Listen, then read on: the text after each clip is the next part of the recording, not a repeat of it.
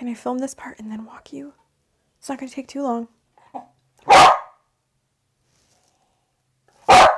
The sass!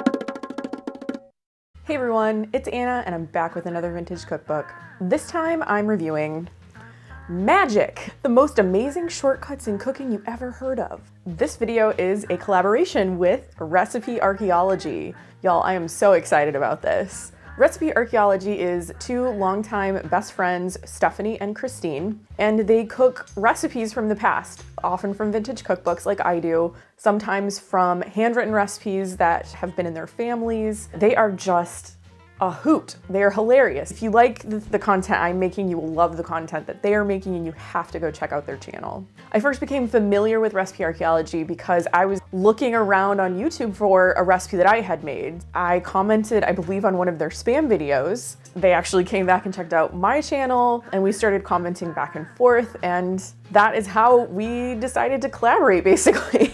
The way that this collaboration works. Stephanie and Christine sent me this cookbook in the mail. I sent them a cookbook in the mail as well. These cookbooks were a complete surprise. We didn't tell each other what we were sending, so if you want to find out what I sent them, you're gonna have to go watch their video. I absolutely love how this cookbook is arranged, how it is written. It looks kind of like a comic book, almost graphic novel-like. This cookbook does not have a date. After doing a little bit of research, I am going to say that this is 1933, and it is an Eagle Brand Milk cookbook. You know how much I love Carnation cookbooks, good old Mary Blake. This one is an Eagle Brand. I do wonder if Eagle Brand Milk and Carnation Milk had some sort of like really serious rivalry. I kind of want to like look into that and see if that was a thing. It's a thing that I'm making up in my mind at the moment. So this is the back of the book. Eagle Brand Magic Discoveries for quicker, easier cooking, containing dozens of housewives' discoveries. The opening page right here, it's a little delicate, so I'm trying to be careful. We're gonna take the cover off. Just set it aside because I don't want to damage it further. This is no ordinary cookbook. It will startle you, amaze you, delight you with a whole new kind of cooking. Pretty serious claims. As you read through these recipes, you will exclaim, "Impossible!" I'm sorry. Cooking can't be so easy as that, and these recipes do sound impossibly quick, amazingly easy. But try them. See for yourself. They work. There are so many exclamation points in this book. Amazing, astonishing, astounding. It's no wonder women everywhere are throwing out old, tedious recipes and substituting these quick, easy, failure-proof new ones. Housewives have made dozens of magic discoveries all by themselves. Ooh, good for you, women. Before this cookbook was published, over 38,000 women had sent us over 81,000 recipes, clever discoveries of their very own. From these, we called the most marvelous. I love the word marvelous. Like, I don't think we use it enough nowadays. Let's all try to use marvelous once a day in general conversation. You'll find these magic discoveries all through the cookbook. So it does have illustrations as well as photographs. Both are beautiful. I had to laugh at this one. This man is mixing up a mayonnaise. Yes, actually, even a man can make this mayonnaise. Oh, even a man can do it. Look at him. He's bent over, shaking that jar. He's working very hard on this mayonnaise. Beautiful drawings, kind of like a charcoal look to them. These are gorgeous as well. I feel like you could almost take these, I will not do this, do not worry, but I feel like you could take these, cut them out, frame them, and be like, this is my great aunt. Like, it's an instant family right there.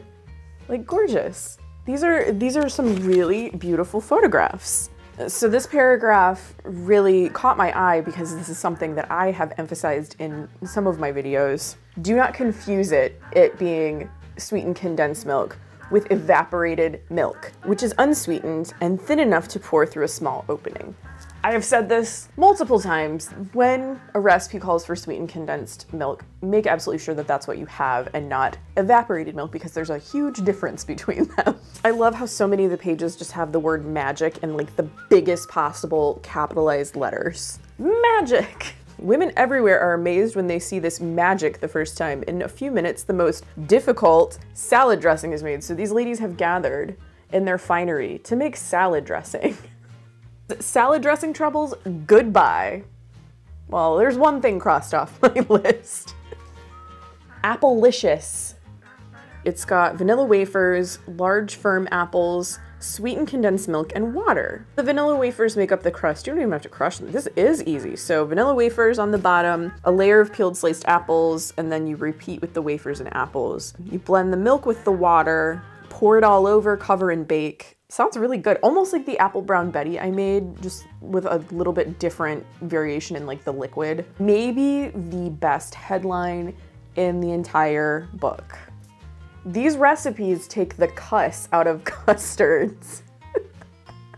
Oh, another gorgeous photograph. Like these are, I can't get over these. Like these are so pretty. They look like movie stars. Economy loaf cake. Okay, look at this little girl. So sweet. I could keep going on and on about this cookbook, but I think it's time for me to share the recipe I am going to be making today. Today I'm going to be preparing magic lemon cream pie. This pie sounds really easy, really refreshing. There's no cooking involved. There's the assembling of ingredients, but I don't actually have to bake it, which is nice. Eagle Brand condensed milk, lemon juice, lemon zest, whipping cream, confectioner sugar, and then a crumb crust. I did not make my own crumb crust. I did buy it just to save a little bit of time. This does need to be refrigerated. It doesn't say for how long. After looking up a few other similar recipes, I'm gonna say about 3 hours, and I do wanna have this for dinner tonight, so I better get started. I forgot that I wanted to share this headline with you. Even a timid bride can make these pies and tarts. Do with that information what you will. Magic lemon cream pie. I need the zest of 1 lemon, so I'm going to do that first. I am using a microplane grater. I really like it for this, and I really like it for Parmesan cheese, so highly recommend adding this to your collection of kitchen tools if you don't already have one. Today I'm using a spring daisy bowl. This one is white with a green pattern. I also have a green with a white pattern, but that is in a slightly different scale. You can see how much smaller these are than these daisies. Pyrex talk over. I also need half a cup of lemon juice. Not sure how many it's going to take, so I just grabbed 3. This is also a very handy gadget. I know some people are very pro citrus reamer. I like this tool personally. Just kind of strains out the seeds really easily for you, so use what you like, but I like this one. This is blend together the milk, the lemon juice, the lemon peel. So I've got my juice here I'm gonna add.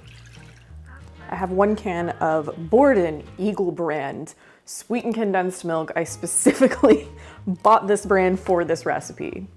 And it just says mix. It doesn't say blend or anything. I mean, this was the early 30s, so I mean, I don't know if they had electric hand mixers yet. So I'm gonna start with a spatula, then I'll move to a whisk if that's not working. Then if we really need to break out the big guns, I'm gonna get the electric hand mixer. This has very few ingredients, and it's supposed to be magic. All of the recipes in this book are magic. We'll see. I can already tell that this is not going to cut it, so let's go for a whisk. This is doing much better. Oh, this is lovely. I'm not gonna need the hand mixer. And oh man, I think like I'm there. I am gonna taste this filling. I have to before I pour it into the crust. See how it is. It's already good.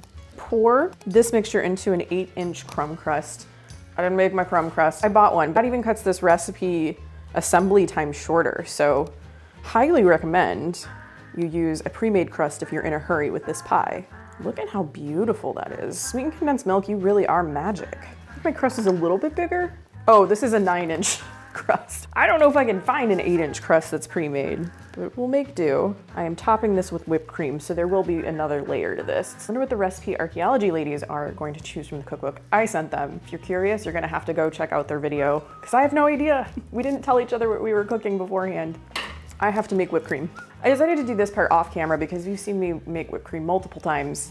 Tips to remember: very cold bowl, very cold beaters, very cold cream, and it should whip up for you in no time. I didn't make a ton. I used half a cup of whipping cream as directed in the recipe, so we'll see. I also added 2 tablespoons of confectioner's sugar as directed in the recipe, and then I threw in a little vanilla. That was not in the recipe, that was my own addition. If you're really fancy, I would do a pattern or something, get out a piping bag, but that's not what we're doing today. Smooth it out just a little. So there's my pie. It's just kind of like a little flat pancake on the top, but I am gonna chill this for at least 3 hours and then check in, and I will be back with a taste test.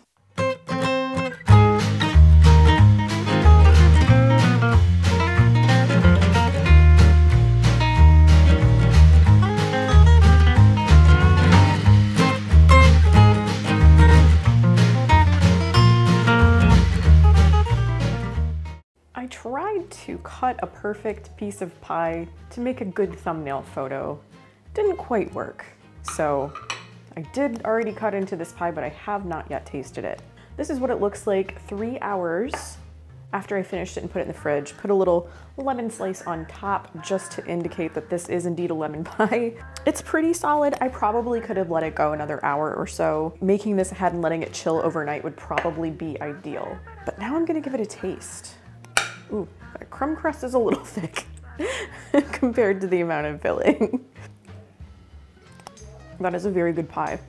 It's tangy, it's creamy, it's lemony, and it's very easy to make. This would be an excellent summer dessert, anytime dessert really, but the summer comes to mind mostly because you don't have to turn on your oven and you don't have to cook anything over the stove. This would be excellent to make in hot weather, take to a potluck or a picnic, or just to have at home and eat it all yourself. I'm finishing this slice. It is that good. I think this would also make a really good, really refreshing Easter dessert. It's not really heavy at all. I'm also wondering if you could do this with other citrus fruits like lime, maybe make something like a key lime pie, but not really a key lime pie. Oranges, I might have to give that a try too. A+ on this pie, for sure. You should make it yourself. It doesn't take very long. This one is a keeper for sure. Really, really, really like this one. I cooked a recipe from Magic, the most amazing shortcuts in cooking you ever heard of. First off, thank you so much to Recipe Archaeology for collaborating with me. This was a ton of fun. You definitely have to check out their channel. If you like my content, you are absolutely going to love theirs. You also need to find out which cookbook I sent them and what they cooked from that cookbook. Thank you so much for watching my videos week after week. I really, really appreciate each and every one of you. If you're new here, subscribe to my channel and give this video a thumbs up. It really, really helps my channel grow. Thanks again, and I'll see you in my next video. Bye.